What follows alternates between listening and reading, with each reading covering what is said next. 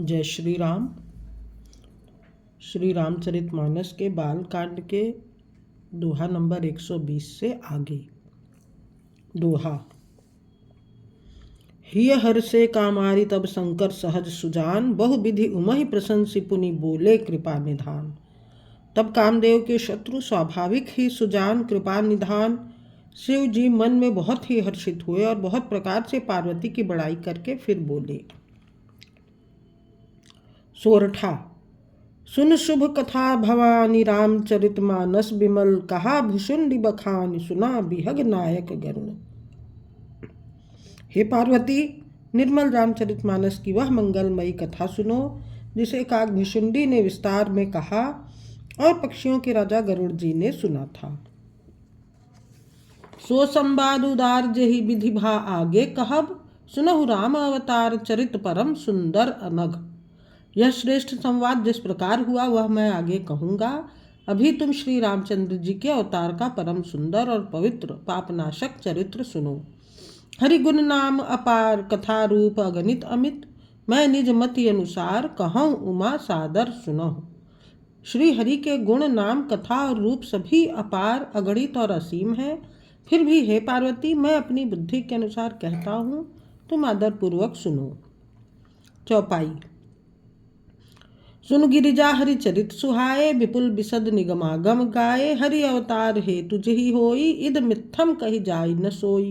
हे पार्वती सुनो, वेद शास्त्रों ने श्री हरि के सुंदर विस्तृत और निर्मल चरित्रों का गान किया है। हरि का अवतार जिस कारण से होता है वह कारण बस यही है ऐसा नहीं कहा जा सकता। अनेकों कारण हो सकते हैं और ऐसे भी हो सकते हैं जिन्हें कोई जान ही नहीं सकता। राम अतर्क्य बुद्धिमन बानी, मत हमार अस सुनहु सयानी। तदपि संत मुनि वेद पुराना, जस कछु कहीं स्वमति अनुमाना। हे सयानी सुनो, हमारा मत तो यह है कि बुद्धि मन और वाणी से श्री रामचंद्र जी की तर्कना हो ही नहीं सकती। तथापि संत मुनि वेद और पुराण अपनी अपनी बुद्धि के अनुसार जैसा कुछ कहते हैं। तस मैं सुमुख सुनावऊँ तो ही, समुझ परई जस कारण मोही। जब जब होई धर्म कै हानि, बाढ़ई असुर अधम अभिमानी। और जैसा कुछ मेरी समझ में आता है हे सुमुखी, वही कारण मैं तुमको सुनाता हूँ। जब जब धर्म का ह्रास होता है और नीच अभिमानी राक्षस बढ़ जाते हैं, करहि अनीति जाई नहीं बरनी, सीधहि विप्र धेनु सुर धरनी। तब तब प्रभु धरि विविध शरीरा, हरहि कृपा निधि सज्जन पीरा। और वे ऐसा न्याय करते हैं कि जिसका वर्णन नहीं हो सकता, तथा ब्राह्मण गौ देवता और पृथ्वी कष्ट पाते हैं। तब तब वे कृपा निधान प्रभु भांति भांति के दिव्य शरीर धारण कर सज्जनों की पीड़ा हरते हैं। दोहा। असुर मारि थापहि सुरन राखहि, निज श्रुति सेतु। जग विस्तारहि विशद जस, राम जन्म कर हेतु। वे असुरों को मारकर देवताओं को स्थापित करते हैं, अपने श्वास रूप वेदों की मर्यादा की रक्षा करते हैं और जगत में अपना निर्मल यश फैलाते हैं। श्री रामचंद्र जी के अवतार का यह कारण है। सोई जस गाय भगत भव तरहि, कृपा सिंधु जन हित तनु धरहि। राम जन्म के हेतु अनेका, परम विचित्र एक ते एका। उसी यश को गा गा कर भक्तजन भवसागर से तर जाते हैं। कृपा सागर भगवान भक्तों के हित के लिए शरीर धारण करते हैं। श्री रामचंद्र जी के जन्म लेने के अनेक कारण हैं जो एक से बढ़कर एक विचित्र हैं। जन्म एक दुई कहूँ बखानी, सावधान सुन सुमति भवानी। द्वारपाल हरि के प्रिय दो, जय अरु विजय जान सब को। हे सुंदर बुद्धि वाली भवानी, मैं उनके दो एक जन्मों का विस्तार से वर्णन करता हूँ, तुम सावधान होकर सुनो। श्री हरि के जय और विजय दो प्यारे द्वारपाल हैं जिनको सब कोई जानते हैं। विप्र श्राप ते दूनौ भाई, तामस असुर देह तिन पाई। कनक कशिपु अरुहाटक लोचन, जगत विदित सुरपति मदमोचन। उन दोनों भाइयों ने ब्राह्मण सनकादि के शाप से असुरों का तामसी शरीर पाया। एक का नाम था हिरण्यकश्यपु और दूसरे का हिरण्याक्ष। ये देवराज इंद्र के गर्व को छुड़ाने वाले सारे जगत में प्रसिद्ध हुए।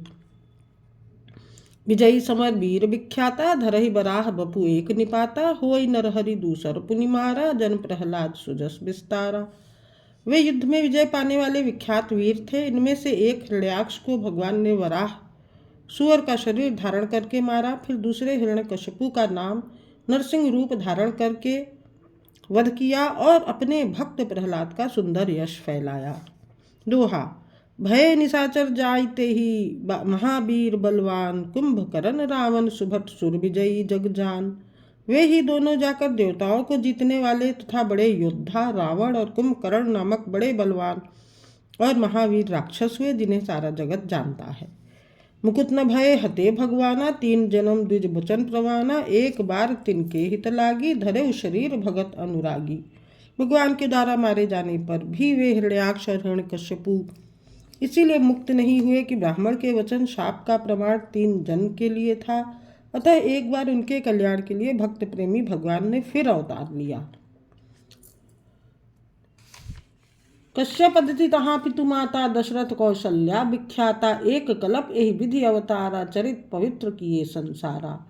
वहाँ उस अवतार में कश्यप और अदिति उनके माता पिता हुए, जो दशरथ और कौशल्या के नाम से प्रसिद्ध थे। एक कल्प में इस प्रकार अवतार लेकर उन्होंने संसार में पवित्र लीलाएं की।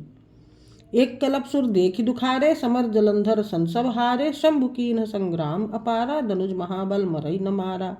एक कल्प में सब देवताओं को जलंधर दैत्य से युद्ध में हार जाने के कारण दुखी देखकर शिव जी ने उसके साथ बड़ा घोर युद्ध किया। तब वह महाबली दैत्य मारे नहीं मरता था। परम सती असुराधिप नारी, तेहि बल ताहि न जितहि पुरारी। उस दैत्यराज की स्त्री परम सती बड़ी ही पतिव्रता थी। उसी के प्रताप से त्रिपुरासुर जैसे अजेय शत्रु का विनाश करने वाले शिव जी भी उस दैत्य को नहीं जीत सके। दोहा। छल करि टारे ता सुब्रत, प्रभु सुर कारज कीन्ह। जब तेहि जाने मरम, तब श्राप कोप कर दीन्ह। प्रभु ने छल से उस स्त्री का व्रत भंग कर देवताओं का काम किया। जब उस स्त्री ने यह भेद जाना, तब उसने क्रोध करके भगवान को शाप दिया। ताचु श्राप हरि दीन प्रमाना, कौतुक निधि कृपाल भगवाना। तहाँ जलंधर रावण भयऊ, रन हति राम परम पद दयऊ। लीलाओं के भंडार कृपालु हरि ने उस स्त्री के श्राप को प्रमाण्य दिया, स्वीकार किया। वही जलंधर उस कल्प में रावण हुआ, जिसे श्री रामचंद्र जी ने युद्ध में मारकर परम पद दिया। एक जन्म कर कारण एहा, जेहि लगी राम धरी नर देहा। प्रति अवतार कथा प्रभु केरी, सुन मुनि बरनी कभिन घनेरी। एक जन्म का कारण यह था जिससे श्री रामचंद्र जी ने मनुष्य देह धारण किया। हे भरद्वाज मुनि, सुनो, प्रभु के प्रत्येक अवतार की कथा का कवियों ने नाना प्रकार से वर्णन किया है। नारद श्राप दीन एक बारा, कल्प एक तेहि लगी अवतारा। गिरजा चकित भई सुनि बानी, नारद विष्णु भगत पुनि ज्ञानी। एक बार नारद जी ने शाप दिया, अतः एक कल्प में उसके लिए अवतार हुआ। यह बात सुनकर पार्वती जी बड़ी चकित हुई और बोली कि नारद जी तो विष्णु भक्त और ज्ञानी हैं।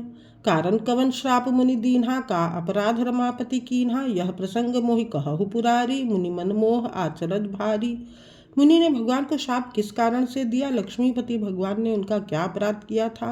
हे पुरारी शंकर जी, यह कथा मुझसे कहिए। मुनि नारद के मन में मोह होना बड़े आश्चर्य की बात है। दोहा। बोले बिहस महेश तब ज्ञानी, मूढ़ न कोई। जेहि जस रघुपति करहि, जब सो तस तेहि छन होय। तब महादेव जी ने हंसकर कहा, न कोई ज्ञानी है न मूर्ख। श्री रघुनाथ जी जब जिसको जैसा करते हैं, वह उसी क्षण वैसा ही हो जाता है। सोरठा। कहूँ राम गुण गाथ, भरद्वाज सादर सुनो। भव भंजन रघुनाथ, भज तुलसी तजि मान मद। याज्ञवल्क्य जी कहते हैं, हे भरद्वाज, मैं श्री रामचंद्र जी के गुणों की कथा कहता हूँ, तुम आदर से सुनो। तुलसीदास जी कहते हैं, मान और मद को छोड़कर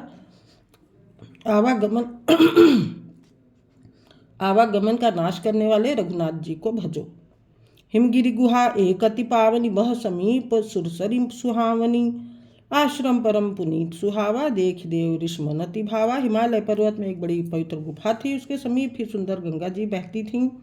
वह परम पवित्र सुंदर आश्रम देखने पर नारद जी के मन को बहुत ही सुहावना लगा। निरख शैल सरि विपिन विभागा, भयउ रमापति पद अनुरागा। सुमिरत हरि श्राप गति बाधी, सहज विमल मन लाग समाधि। पर्वत, नदी और वन के सुंदर विभागों को देखकर नारद जी का लक्ष्मीकांत भगवान के चरणों में प्रेम हो गया। भगवान का स्मरण करते ही उन नारद मुनि के शाप की जो शाप उन्हें दक्ष प्रजापति ने दिया था और जिसके कारण वे एक स्थान पर नहीं ठहर सकते थे, गति रुक गई और मन के स्वाभाविक ही निर्मल होने से उनकी समाधि लग गई। मुन गति देखि सुरेश डेराना, कामहि बोल कीन सन्माना, सहित सहाय जाहु मम हेतु, चले हर्ष ही जलचर केतु। नारद मुनि की यह तपोमयी स्थिति देखकर देवराज इंद्र डर गया। उसने कामदेव को बुलाकर उसका आदर सत्कार किया और कहा कि मेरे हित के लिए तुम अपने सहायकों सहित नारद की समाधि भंग करने को जाओ। यह सुनकर मीन ध्वज कामदेव मन में प्रसन्न होकर चला। सुनासीर मन महु असी त्रासा, चहत देव ऋषि ममपुर बासा, जे कामी लोलुप जग माही, कुटिल काक इव सबहि डेराही। इंद्र के मन में यह डर हुआ कि देवर्षि नारद मेरी पुरी अमरावती का निवास राज्य चाहते हैं।